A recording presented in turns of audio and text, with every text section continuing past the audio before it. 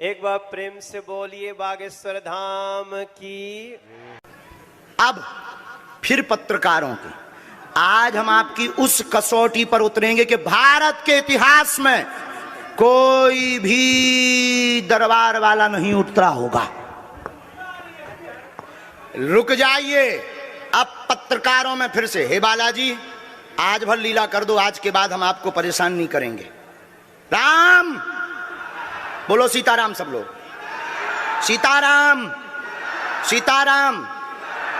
आप में से कोई पत्रकार हमारे चाचा जी का नाम बता सकता है?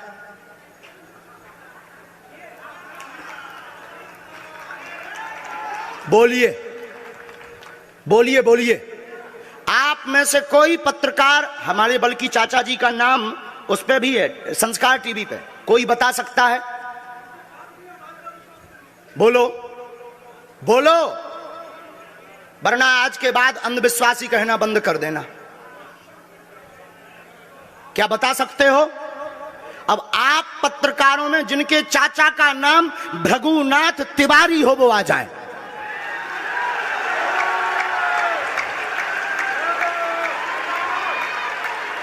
आपके चाचा का नाम भृगुनाथ तिवारी? जी, मेरे चाचा का नाम भृगुनाथ तिवारी है और वो भोपाल में रहते हैं, अभी मथुरा में हैं।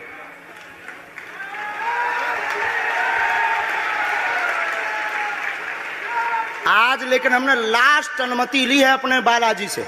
क्या तुमने पहले बताया? लोगों को अंधविश्वास में तो नहीं ढकेलना, महापाप पड़ेगा अगर तुमने बताया हो।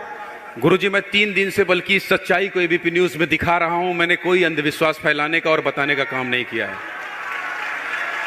मैं यहीं से आपके दरबार से जनता। तो क्या तुम्हारे भाई का नाम राघवेंद्र तिवारी है?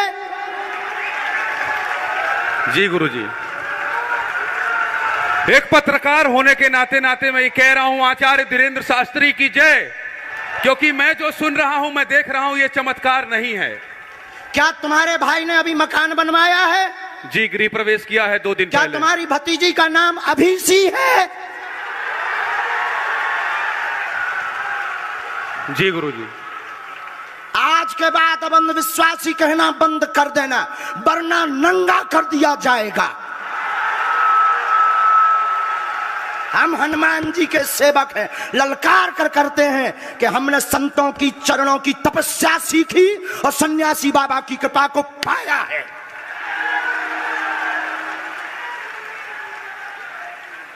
जो भ्रम फैला रहे, आज के बाद भ्रम बंद कर देना। और आज के बाद हम किसी को प्रमाण पत्र नहीं देंगे, न सफाई देंगे, ये शपथ गद्दी से खा रहे हैं।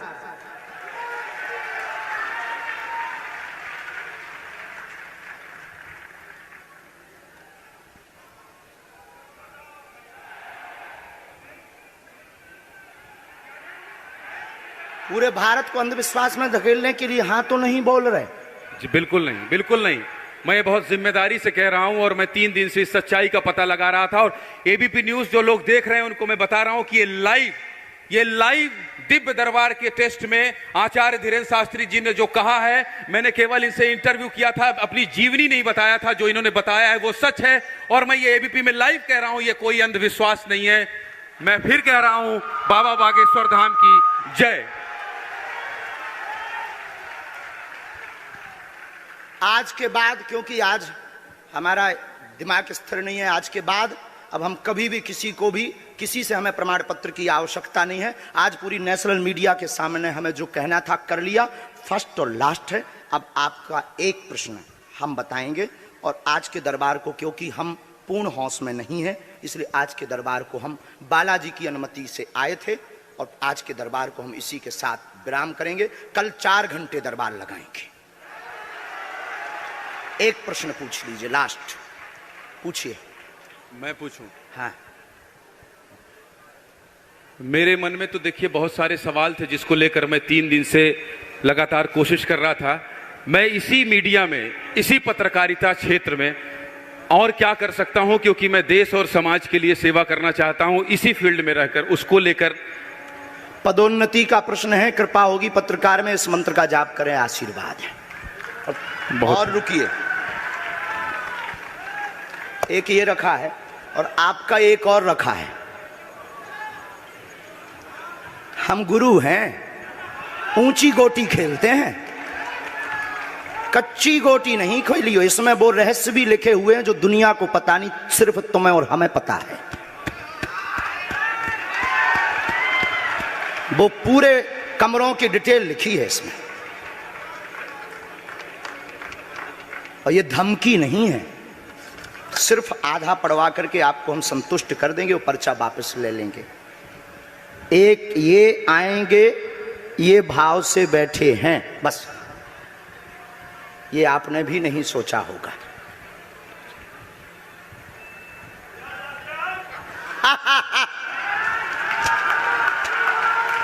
और ये हम पहले से गोटी रखे थे कि इस गोटी को भी हम मारेंगे।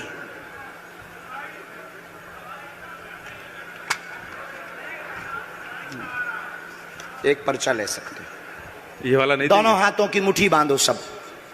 आज चूंकि हमें उतनी ज्यादा शारीरिक हमें गुरुजी से आज्ञा लेनी पड़ी, क्योंकि हमें कसौटी पर उतरना था, तो गुरुजी से हमें आज्ञा लेनी पड़ी। और हमारे गुरुजी ने सुबह 7:30 बजे कह दिया था, बेटा जाओ झंडा गाड़ कर आओगे सनातन का।